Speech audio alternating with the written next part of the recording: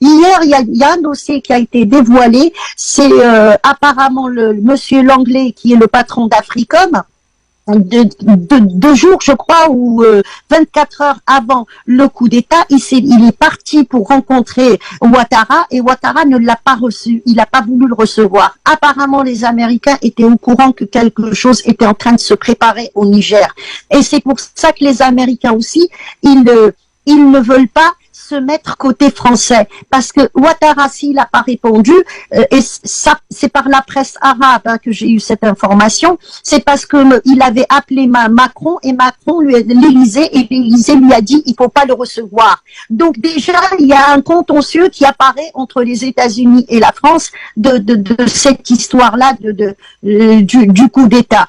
Et c'est pour ça que les Américains, ils ont dit, c'est-à-dire le gouvernement américain avait dit il faut laisser ce coup d'État se faire et il faut surtout pas le stopper. Donc et ça, le rapport va encore plus loin, puisque les Américains ils disent aux Français vous êtes têtus, et alors que vous êtes finis finalement en Afrique, mais vous ne voulez pas prendre conscience que ça fait des années qu'on vous demande de changer votre politique. Donc ça va être l'effet domino. Et le rapport s'est arrêté avec ça. Oui, ils ont dit les Français sont bornés et têtus.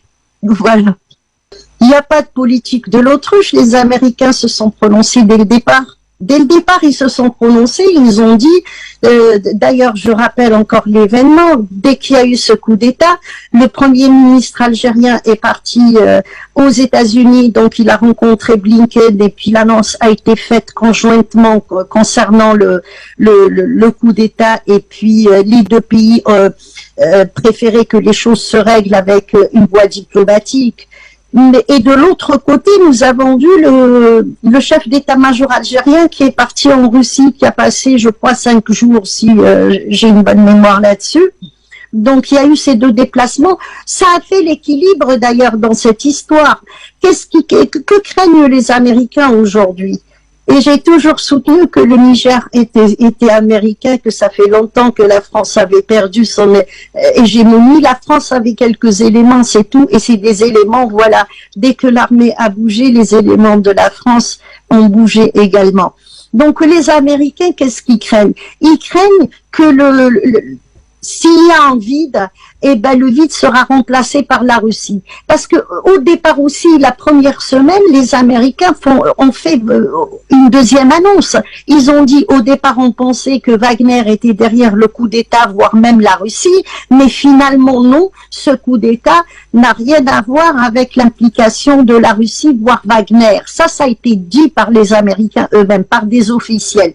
Donc, les Américains, dès qu'ils ont constaté que ce coup d'État n'a rien à voir avec les Russes, ils ont tout de suite voulu eux-mêmes remplacer le départ définitif de la France. Ils savent très bien que la France est finie et Bazoum est fini et Bazoum ne reviendra pas. Donc l'élément clé de la France c'était Bazoum. Et puis Bazoum, c'en est fini. Donc les Américains, il n'y a pas eu un mutisme de leur part. Au contraire, ils se sont prononcés, ils ont bien parlé. Il y a eu plusieurs intervenants. Hein. Peut-être qu'à force qu'il y ait de trop d'informations tue l'information, justement. Tout le monde parle, tout le monde aborde le sujet Niger, mais à côté de ça, on peut passer à côté de certaines déclarations qui sont très importantes d'ailleurs. Donc les Américains, pour le moment, ils ne bougent pas. Ils ont nommé une ambassadrice qui n'a pas encore pris ses fonctions. Mais on remarquera que depuis le début, les Américains n'ont pas parlé de coup d'État. Tout ce qu'ils disent, c'est que ils parlent de anticonstitutionnel ou une sortie de la Constitution, ne pas respecter la Constitution. Mais le mot coup d'État lui-même n'a pas été employé une seule fois. Pour la simple raison que dans la loi américaine, à partir du moment où il y a coup d'État, eh ben, on ne travaille pas avec ce gouvernement-là qui s'est mis en place. Mais c'est ce qu'ils veulent éviter. Tout ce qu'ils veulent, c'est garder les contrats qu'ils ont avec le Niger. Pourquoi j'ai toujours soutenu que le Niger devenait très important par rapport aux Américains et que le Niger n'était plus français? Les Américains ne sont pas intéressés par l'uranium, pas plus qu'un autre pays qui peut-être voudrait acheter ou voudrait investir dedans. La base de drones qu'il y a au Niger, c'est la plus grande base de drones qui existe dans le monde. Et à partir de cette base, les Américains, ils ont une vue sur toute l'Afrique subsaharienne, sur la mer Rouge, c'est plus une base, disons, d'espionnage qu'autre chose. Tiens, hier, côté Algérie, il y a un drone qui a été abattu. Apparemment, il nie que c'est le leur, mais je vous donne un exemple. C'est à partir de là que les Américains arrivent à avoir les yeux un peu partout. Et c'est ça qu'ils n'ont pas envie de perdre. Parce que si jamais ils le perdent, forcément, il y a quelqu'un d'autre qui va remplacer. La nature n'aime pas le vide dans la géopolitique. Donc, on l'a bien vu en République centrafricaine, on l'a vu au Mali, au Burkina, même on parle très peu de la Guinée. La Guinée, la France a été remplacée par les Chinois, par exemple. Donc, si jamais les Américains braquent le peuple nigérien, au lieu qu'il y ait des pancartes France dégage, ça va être USA dégage. Et c'est ça qu'ils veulent éviter. Alors, malheureusement, on a l'impression qu'on est en plein dans USC dégage parce qu'il y a eu, notamment, je vous l'ai dit tout à l'heure dans mes propos liminaires, des manifestations, du moins pour s'opposer à la mise en place, à la présence des bases militaires américaines du côté du Niger. Et on s'est peut-être pas compris. Oui, il y a certes pas un mutisme, mais il y a quand même une politique, du moins une démarche assez douce des États-Unis sur le cas nigérien. On n'est pas dans une dynamique de guerre comme c'est le cas avec la CEDEAO notamment, mais aussi la France. On a une politique beaucoup plus soft power de la part des États-Unis qui ont même d'ailleurs commencé à renouveler certains officiels américains du côté du Niger, ce qui n'est pas le cas de la France, qui a même d'ailleurs refusé que l'ambassadrice du Niger en place du côté de la France puisse notamment céder son fauteuil.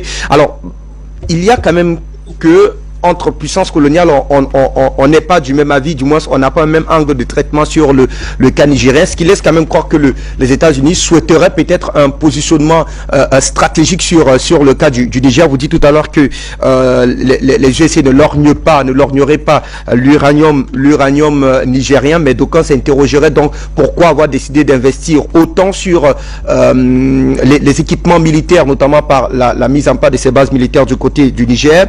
Est-ce que, et vous l'avez convoqué, cette loi américaine qui interdit notamment toute coopération américaine avec un État ayant subi un coup d'État, est-ce que finalement ces manifestations qui commencent à se multiplier pour dénoncer aussi la présence militaire américaine du côté du Niger ne va pas pousser cette fois-là à bout les États-Unis qui eux également seront frappés par cette loi-là, c'est-à-dire obligés de rompre militairement avec le Niger?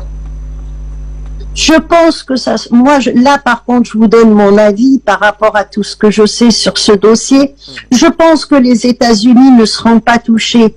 Ils ne seront pas touchés parce que, souvenez-vous, et j'avais même envoyé les articles à Afrique Média quand il y a eu sur Washington Post un schéma montrant tous les il y avait des points rouges sur toute la carte du monde et qui montraient les endroits où les peuples soutenaient les Russes et ils étaient anti-américains.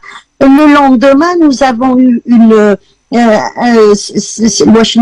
York Times le lendemain qui a fait un article en disant, ils ont même, je dirais même, c'était presque un appel à la population américaine pour dire comment on peut blanchir notre image dans le monde. Les Américains apprennent de leurs erreurs, contrairement aux Français, parce que je vais venir à quelque chose qui a été dénoncé hier. Donc, les Américains veulent revenir sur le continent. Il y a eu ce sommet qui a pratiquement échoué entre les États-Unis et l'Afrique. Il y a eu 3 présidents américains qui ont voulu travailler avec l'Afrique, mais ils n'ont pas su faire. Alors, Obama, c'était le pire parce que lui, il a marché dans une guerre contre Kadhafi et on voit bien ce que ça a donné et c'est ça qui a touché justement les Américains côté africain. Aujourd'hui, ils essayent de blanchir leur image. Je me dis attention, il faut qu'on soit clair.